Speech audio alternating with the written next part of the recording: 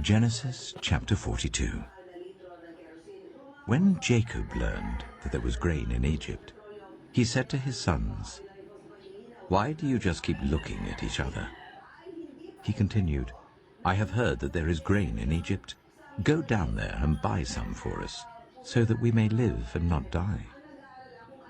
Then 10 of Joseph's brothers went down to buy grain from Egypt. But Jacob did not send Benjamin, Joseph's brother, with the others, because he was afraid that harm might come to him. So Israel's sons were among those who went to buy grain, for there was famine in the land of Canaan also. Now Joseph was the governor of the land, the person who sold grain to all its people. So when Joseph's brothers arrived, they bowed down to him with their faces to the ground. As soon as Joseph saw his brothers, he recognized them, but he pretended to be a stranger and spoke harshly to them. "Where do you come from?" he asked. "From the land of Canaan," they replied, "to buy food."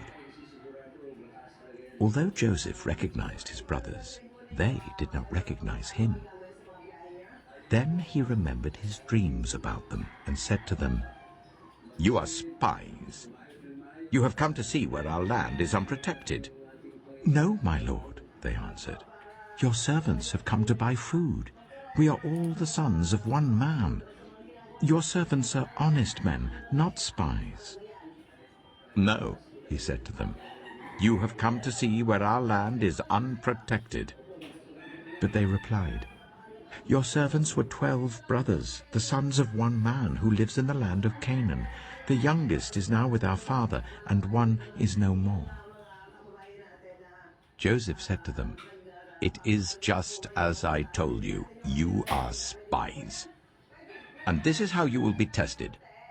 As surely as Pharaoh lives, you will not leave this place unless your youngest brother comes here. Send one of your number to get your brother. The rest of you will be kept in prison, so that your words may be tested to see if you are telling the truth. If you are not, then as surely as Pharaoh lives, you are spies." And he put them all in custody for 3 days. On the 3rd day, Joseph said to them, "Do this, and you will live, for I fear God. If you are honest men, let one of your brothers stay here in prison, while the rest of you go and take grain back for your starving households. But you must bring your youngest brother to me, so that your words may be verified, and that you may not die."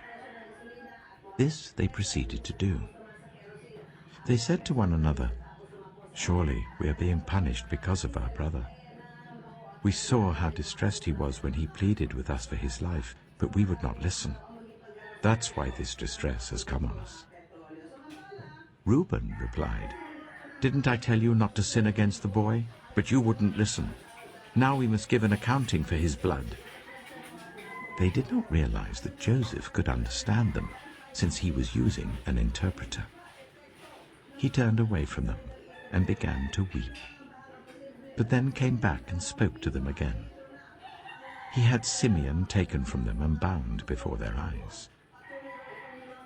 Joseph gave orders to fill their bags with grain, to put each man's silver back in his sack, and to give them provisions for their journey. After this was done for them, they loaded their grain on their donkeys and left. At the place where they stopped for the night, one of them opened his sack to get feed for his donkey, and he saw his silver in the mouth of his sack.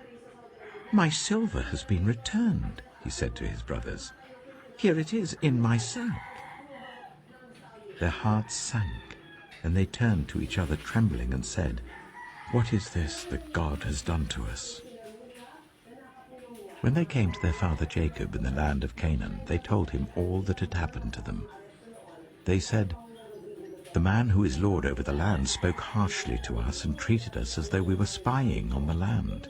But we said to him, 'We are honest men, we're not spies. We were 12 brothers, sons of one father. One is no more, and the youngest is now with our father in Canaan.' Then the man who is lord over the land said to us, 'This is how I will know whether you are honest men. Leave one of your brothers here with me and take food for your starving households and go. But bring your youngest brother to me, So I will know that you are not spies, but honest men. Then I will give your brother back to you, and you can trade in the land." As they were emptying their sacks, there in each man's sack was his pouch of silver. When they and their father saw the money pouches, they were frightened. Their father Jacob said to them, "You have deprived me of my children. Joseph is no more, and Simeon is no more. And now you want to take Benjamin? Everything is against me." Then Reuben said to his father, "You may put both of my sons to death if I do not bring him back to you. Entrust him to my care, and I will bring him back." But Jacob said, "My son will not go down there with you. His brother is dead, and he is the only one left. If harm comes to him on the journey you are taking, you will bring my gray head down to the grave in sorrow." Genesis chapter 43. Now the famine was still severe in the land. So when they had eaten all the grain they had brought from Egypt,